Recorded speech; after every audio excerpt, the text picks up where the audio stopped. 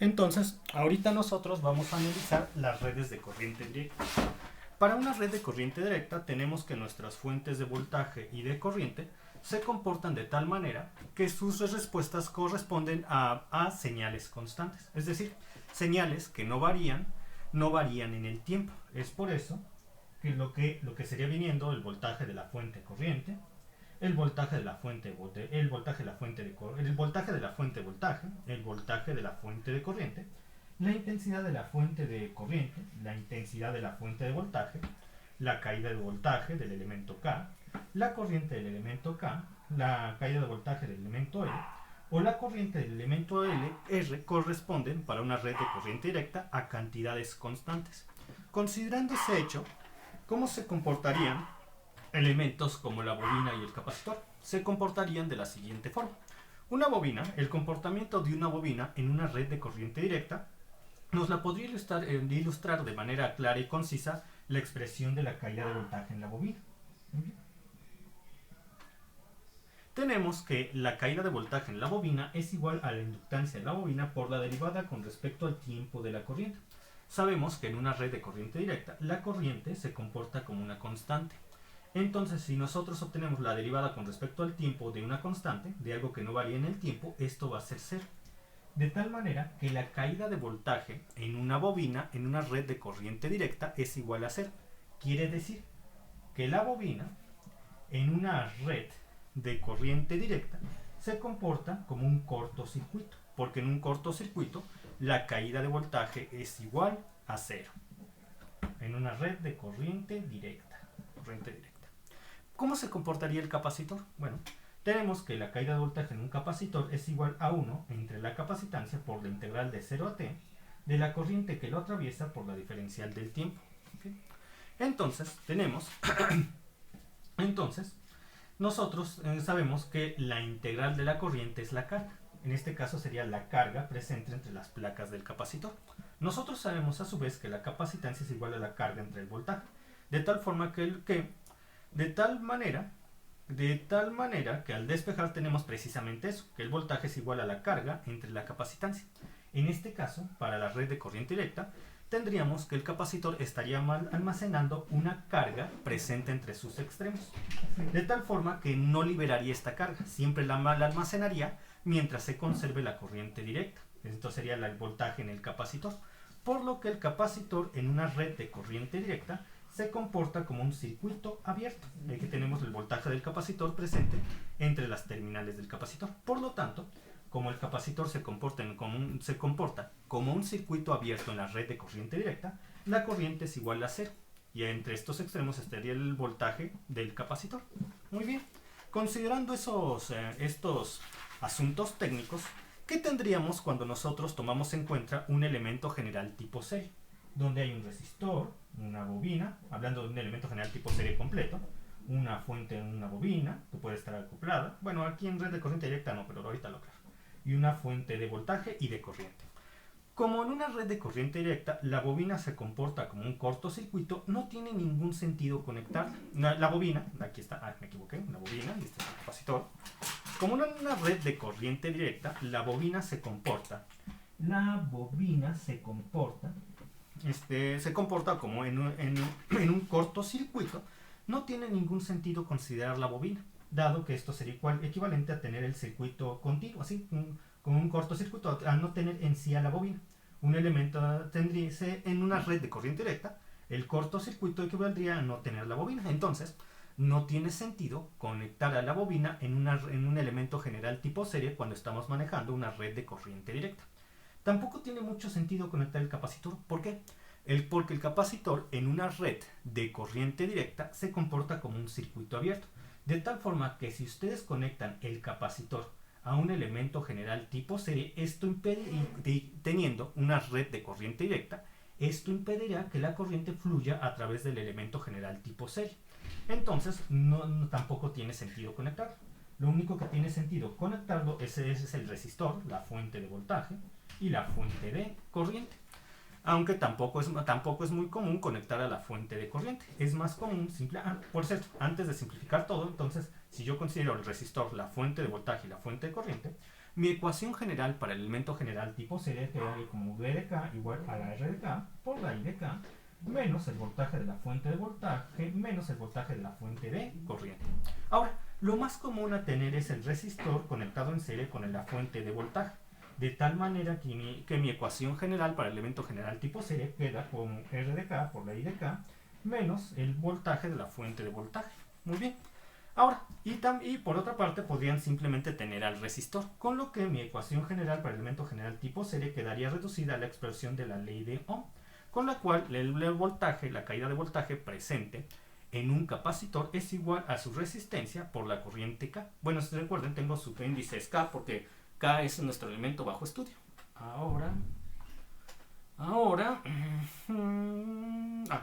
Y tomen en cuenta que nosotros podemos resolver una red eléctrica, en este caso una red de corriente directa, al considerar estas expresiones, especialmente esta y esta, además de analizarlas en conjunto con las ecuaciones de la primera ley de Kirchhoff y la segunda ley de Kirchhoff. La de la primera ley de Kirchhoff, este es K, por si tú estás K, esto es K desde hasta lambda, K, N, y de K igual a 0, N igual con 1, 2, 3, V menos C, y de la segunda ley de Kirchhoff, K, M, V de K igual con 0. Este es K, luego K, K, es de M, 1, 2, 3. Muy bien. Recuerden, una ecuación de la primera ley de Kirchhoff para cada nodo independiente de la red. Una ecuación de la segunda ley de Kirchhoff para cada malla independiente de la red. Una ecuación de la primera ley de Kirchhoff desde el nodo 1 hasta el número total de nodos independientes de la red. Una ecuación de la segunda ley de Kirchhoff desde la malla 1 hasta el número total de mallas independientes de la red. Ahora, vamos a analizar lo mismo, pero considerando que tenemos un elemento general tipo paralelo. Elemento general tipo paralelo. Yo tengo al resistor, a la bobina, al capacitor, a la fuente de voltaje y a la fuente de corriente. Las considero en un arreglo en paralelo. De tal manera que vamos a analizar lo siguiente. Como nosotros sabemos que una bobina en una red de corriente directa se comporta como un cortocircuito, no tiene sentido conectar la bobina, porque la bobina, al comportarse como un cortocircuito, estaría ofreciendo a la corriente un camino por el que no hay impedancia o no hay resistencia, de tal manera que toda la corriente se iría por este camino, anulando todo el elemento general tipo paralelo. Así que si no quieren anular a todo su elemento general tipo paralelo, no deben conectar a una bobina en paralelo con otros elementos en una red de corriente directa. No tiene sentido. Por otra parte, como el capacitor en una red de corriente directa se comporta como un circuito abierto, tampoco tiene sentido conectar al capacitor en un arreglo en paralelo. No es porque el capacitor anule el arreglo, simplemente que aunque conecten el capacitor o lo desconecten, no va a afectar en nada al circuito. Al comportarse como un circuito abierto, es como en sí no estuviera conectado al capacitor. Si lo desconectan, no afecta. Si lo conectan, tampoco afecta. Entonces, ¿para qué utilizarlo? Todo esto se reduce a tener un resistor, la fuente de voltaje y la fuente de corriente conectados en paralelo. Y nuestra ecuación general para el elemento general tipo paralelo sería la I de K es igual a la conductancia del resistor por la caída de voltaje presente entre sus extremos, que es igual a la corriente que lo atraviesa, más la intensidad de la fuente de corriente K, más la intensidad de la fuente de voltaje K. Bien, y también se puede reducir a solamente tener, acá lo dibujo, también esto, se puede reducir a solamente tener al resistor y la fuente de voltaje conectados en paralelo, donde la ecuación general para el elemento general tipo paralelo sería la I de K es igual a la conductancia K por el voltaje K más la intensidad de la fuente de voltaje K. O simplemente te consideran el resistor, que por ley de Ohm su corriente es igual a en términos de la conductancia, su corriente en términos de la conductancia es igual a la conductancia por la caída de voltaje que presenta el resistor. Vamos con un ejercicio sencillo para comprender de una forma sencilla, de una forma práctica y rápida, cómo resolver un ejercicio donde existe una red de corriente directa con el conjunto de expresiones que hemos visto y analizado hasta este punto. Entonces vamos con mi fuente de voltaje. Tenemos una fuente de voltaje, tenemos un resistor, tenemos otro resistor, muy bien. Tenemos otro resistor y una fuente, otra fuente de voltaje. Esta fuente de voltaje es de 5 volts de corriente directa y esta fuente de voltaje es de 12 volts. Aquí tenemos un resistor de 4 ohms, aquí tenemos otro resistor de 6 ohms, aquí tenemos un resistor de 11 ohms, aquí tenemos un resistor de 8 ohms y aquí tenemos un resistor de 9 ohms. De acuerdo a los 7 pasos que nosotros hemos numerado y que ya se realizó un video tutorial específicamente de ello, ¿qué es lo primero que tenemos que hacer? Lo primero que tenemos que hacer es agrupar, orientar y numerar nuestros elementos generales tipo serie. Yo voy a agrupar el elemento general tipo serie número 1 formado por la fuente de voltaje de 5 volts y el resistor de 4 ohms, el número 1. Aquí voy a poner un nodo donde se unen el elemento 1 y 2. El 2 está formado por este resistor de 9 ohms. Y me dirán, ¿por qué no agrupamos en serie de este resistor, este y este? Porque recuerden, nosotros vamos a respetar la regla que nuestros elementos generales tipo serie no se repiten los elementos básicos. Y yo si uno todo esto, estaría repitiendo el resistor de 4, estaría repitiendo dos resistores, uno de 4 y otro de 9 ohms. Entonces, no, sigamos esa regla. No vamos a repetir los elementos básicos. Ahora tenemos aquí el resistor de 11 ohms, que sería mi elemento general tipo serie número 3, el cual debido a estos cruzamientos no está en serie con ningún otro elemento. Tendríamos 1, 2, 3, el elemento general tipo serie número 4, formado por resistor y fuente de voltaje. Aquí le pongo un nodo que permite unirlo con el elemento general número 5, solo formado por este resistor de 8. Entonces ya tendríamos un nodo que permite cerrar el elemento 1 y 2, otro nodo que permite cerrar el elemento 1, 2, 4, otro nodo que permite cerrar el elemento 4 y 5 y el nodo base o de referencia. Muy bien. Nodo base o de referencia y ahora que me toca por ya agrupé, orienté y numeré los elementos generales, en este caso tipo serie. Ya completé el paso número 1, paso número 2. ¿Qué dice el paso número 2? Determinar el número de elementos generales. En este caso es 1, 2, 3, 4, 5. El número de nodos independientes de la red tenemos v menos c o nu menos c. Tendremos es 1, 2, 3, 4 nodos de la red menos una componente, menos 1. Esto nos da 3 nodos independientes de la red, que es 1, 2 y 3. Los voy a numerar. 1, 2 y 3. Perfecto. Ahora vamos a numerar el número de mallas independientes de la red, que es igual al número de elementos menos el número de nodos independientes de la red. 5 menos 3, en este caso 5 menos 3. 2. Y sí, tenemos 2 mallas independientes de la red. Paso número 3. Determinar el signo de las inductancias mutuas. En una red de corriente directa no tenemos inductancias mutuas. Paso número 4. Definir las ecuaciones generales para los elementos generales tipo serie. Tenemos la ecuación del elemento general tipo serie número 1. Esta sería el elemento general tipo serie formado por la fuente de voltaje y el resistor. Sería V de 1 igual a 4, que es la resistencia del resistor por la corriente que lo atraviesa, que es la I1. 4 por la I1 menos el valor de la fuente de voltaje. Recuerden, como la fuente de voltaje es una subida de voltaje y estamos analizando las expresiones en términos de las caídas, por eso le toca un negativo, signo negativo al valor de la fuente de voltaje. Ahora vamos por la ecuación general del elemento general tipo serie número 2, solamente formado por este resistor de 9. 9 por I2. 9 por I2. Ahora vamos por el elemento general tipo serie número 3. Sería igual a 11, su resistencia, 11 por I3. 11 por I3. Ahora vamos por el elemento general tipo serie número 4, que sería la impedancia de este resistor, 6 por I4 menos 12. Menos 12. Y la caída de voltaje del elemento general tipo serie número 5 sería 8 por la I5. 8 por la I5. Ya tendría entonces 4 por la I, ya terminé, 9 por la I2, 2 por la I3, 4, los 12 y 8 por la I5. Ya tengo los elementos generales tipo serie, tanto para el elemento 1, para el elemento general número 1, número 2, número 3, número 4, número 5. ¿Hasta aquí alguna duda?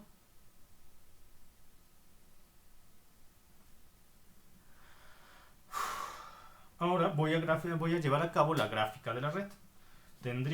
Para la gráfica de la red tendría el nodo número 1, el nodo número 1, el nodo número 2, el nodo base o de referencia y el nodo número 3.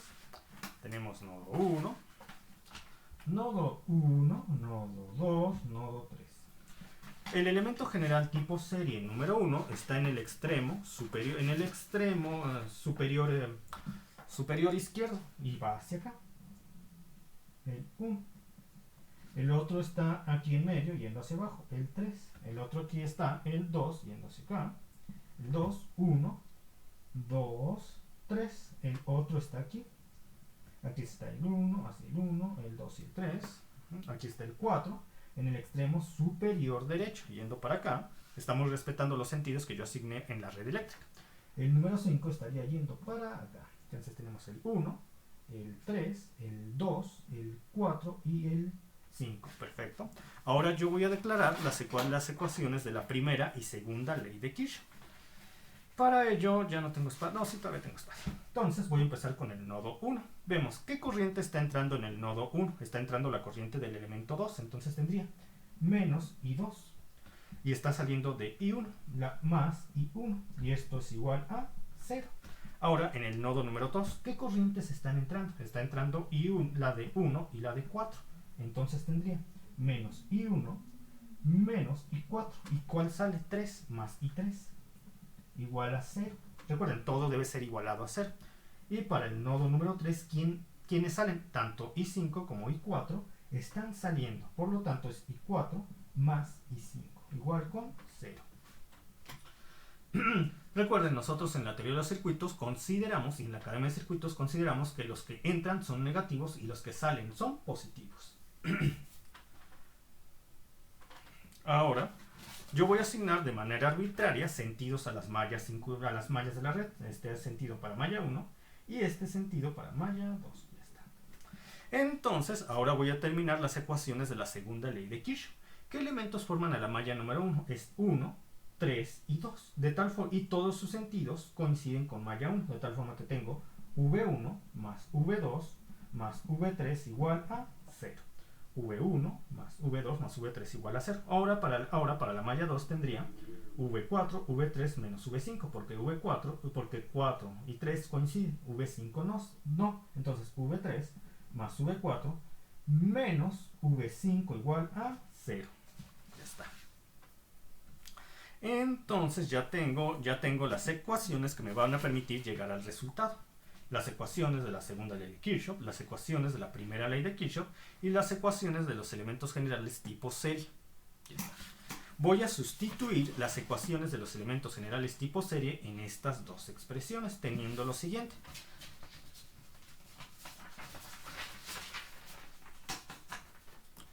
¿Qué dice la ecuación de la primera expresión de la segunda ley de Kirchhoff, la cual realicé con respecto a la malla número 1, que es V1 más V2 más V3 es igual a 0? V1 más V2 más V3 es igual a 0. ¿V1 a qué es igual? Bueno, V1 es igual, ya lo determinamos, a 4 por la I1 menos 5. A 4 por la I1 menos 5. ¿Y a qué es igual V2? Bueno, V2 es igual a 9 por la I2. Entonces aquí tendría más 9 por la I2. ¿Y a qué es igual V3? Es igual a 11 por la I3. Es igual a 11 por la I3. Ahora, 11 por la I3.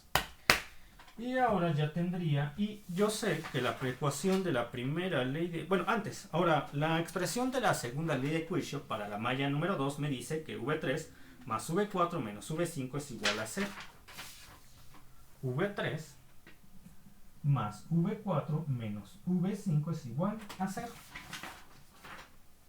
Y esto es 11 por la I3, 11 por la I3 más V4.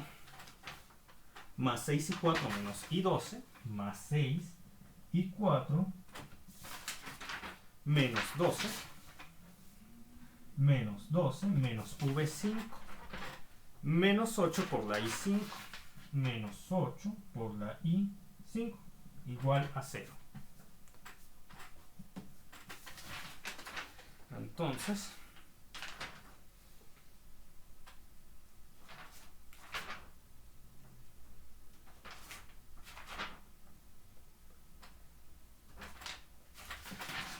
ahora yo tengo las ecuaciones de la primera ley de Kirchhoff. Las ecuaciones de la primera ley de Kirchhoff me ayudarían a reducir las dos últimas expresiones que acabo de obtener, de tal forma que tenga un sistema del mismo número de ecuaciones con el mismo número de incógnitas.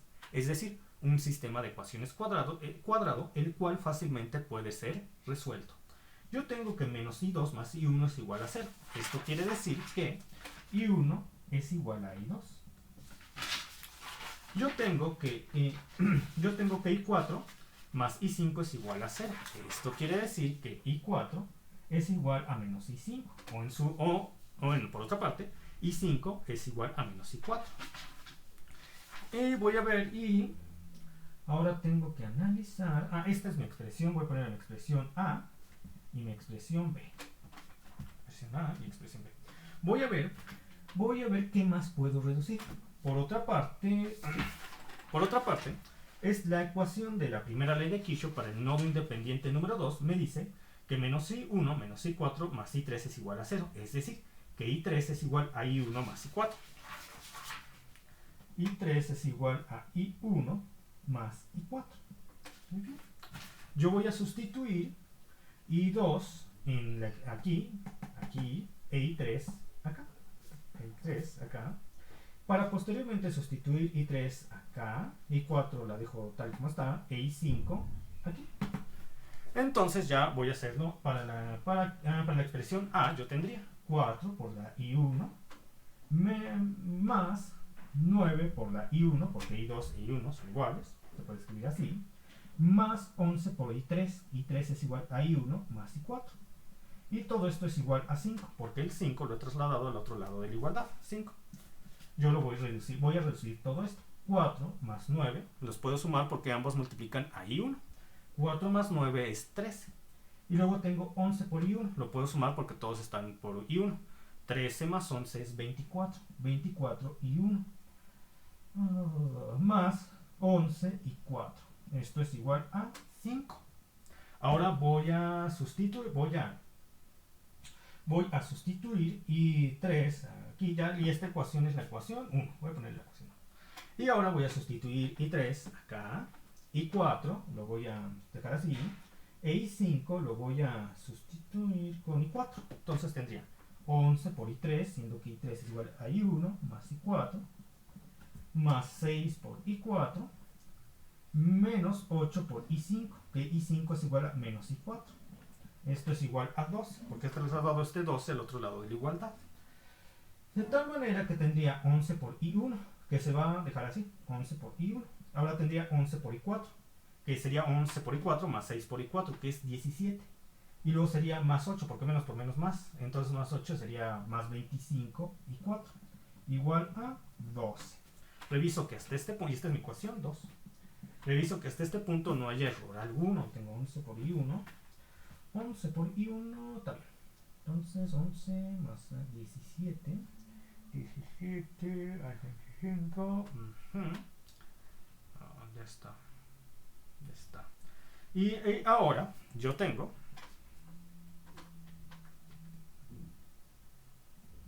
i1 que es igual a tendríamos ecuación 1 y ecuación 2, y aquí 24 va para acá, 11 va para acá, aquí hay otro 11, va aquí, y aquí tenemos 25, iría acá. Lo estoy resolviendo por la regla de Cramer. Tengo dos ecuaciones las cuales están ordenadas. Primero la columna de 1, segundo la columna de 4 y al final las respuestas. Por eso es que 24 va para acá, 11 acá, 11 para acá, 25 acá. Eso recuerden, ya vieron la regla de Cramer en el primer semestre. Como yo quiero obtener i1, la columna a la cual corresponde i1 en el numerador es sustituido por las respuestas, que es 5 y 12. 5 y 12. Y la columna de la segunda columna pasa exactamente igual, 11 y 25. Entonces la respuesta sería este por este menos este por este, menos este por este, esto lo que acabo de multiplicar para acá, y esto para acá. Tendría 5 por 25 es 75. 75 menos 11 por 12, ¿cuánto da? A ver, 11, 120, 132. Menos 132. Y ahora tendría 24 por 25. 24 por 25. Espera un tantito. Sí, cierto. 24 por 25 me da. Mejor saco la calculadora. 24 por 25 me da 600. 600 menos 11 por 11, que es 121. Menos 121. Entonces lo voy a repetir. 5 por 25 es 75.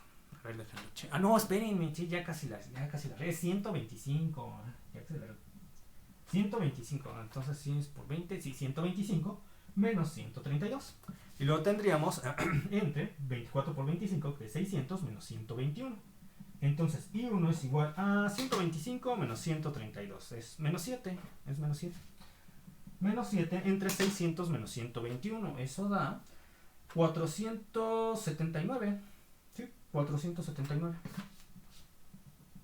Sería menos 7 entre 479. Y esto me da, entonces 7 entre 479. Vamos a ser muy pequeño. 479. 0.014 amperes. En este caso menos 0.014 amperes. Menos 0.014 amperes. Que también muchas veces, como es pequeñito, les gusta dejarlo expresado como menos 14 miliamperes. Recuerden, cada mili es por 10 a la menos 3. Miliamperes. Muy bien. Ahí está. Ahora voy por la corriente número 2. En este caso, la corriente 4, porque es la que está con I1 en el sistema de ecuaciones formado por la ecuación 1 y la ecuación 2. Y 4 sería igual a 400, como estoy obteniendo ambas por la regla de Cramer y ambas parten del mismo sistema de ecuaciones, entonces el denominador para obtener ambas, el denominador es exactamente el mismo. Otra forma en la cual pueden obtener I4 es despejarla ya sea de la expresión 1 o 2. Da lo mismo, entonces tenemos que I4, entonces la columna a la cual pertenece I1 pasa exactamente igual tanto en el numerador como en el denominador. La columna de 4 sería sustituida por las respuestas del sistema de ecuaciones. En este caso sería 24 por 12. ¿Cuánto da? 24 por 12. Por 12 me da 288. 288 menos 11 por 5, que es 55. Entre 479. Muy bien. Y me da que I4 es igual a... I4 es igual a 288 menos 55 entre 479. Eso me va a dar 288 menos 55 entre 479. Me da 0.48 amperes. 0.48 amperes. 0.48 amperes. Muy bien. Y yo a su vez sé que I1 es igual a I2. Es decir, ya también hemos resuelto I2 porque I1 es igual a I2. Por otra parte, sabemos que I4 es igual a menos I5. I4 es igual a menos I5. Por lo tanto, I5 es igual a menos I4. De tal forma que I5 sería menos 0.48 amperes. ¿Okay? Y me falta I3, ¿verdad? I3 es igual a... ¿dónde estás? I3 es igual a I1 más I4. I1 más I4. Entonces tendría 0.48 y 3 es igual a 0.48 menos 0.014. Eso me da